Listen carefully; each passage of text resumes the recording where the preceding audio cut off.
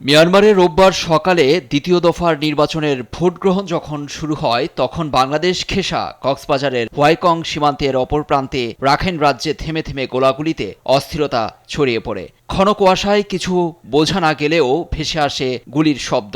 দেশটির নৃতাত্ত্বিক সশস্ত্র গোষ্ঠী আরাকান আর্মি এবং জান্তা বাহিনী তাদের সীমান্তে তীব্র লড়াইয়ে জড়ায়, যা অস্থিরতা তৈরি হয়। বিদ্রোহী ও সরকারি বাহিনীর নতুন সংঘাতের মাঝে সকাল ৬টায় শুরু হওয়া মিয়ানমারে দ্বিতীয় দফার ভোট এরই মধ্যে সম্পন্ন হয়েছে। ইয়াঙ্গুনে একটি ভোট কেন্দ্রে পরিদর্শন করেন সামরিক প্রধান মিং অং লাইং। তার দাবি, দ্বিতীয় দফার ভোটও প্রথম দফার মতোই অবাধ ও সুষ্ঠু হয়েছে।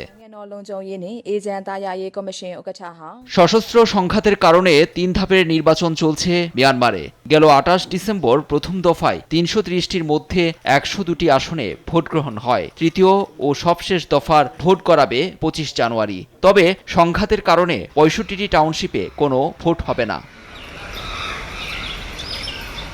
২০২১ সালে অং সান সুচির তথাকথিত গণতান্ত্রিক সরকারকে ক্ষমতাচ্যুত করে ক্ষমতায় বসে সামরিক সরকার। ক্ষমতা দখল নেয়ার পরই এটাই মিয়ানমারে প্রথম জাতীয় নির্বাচন।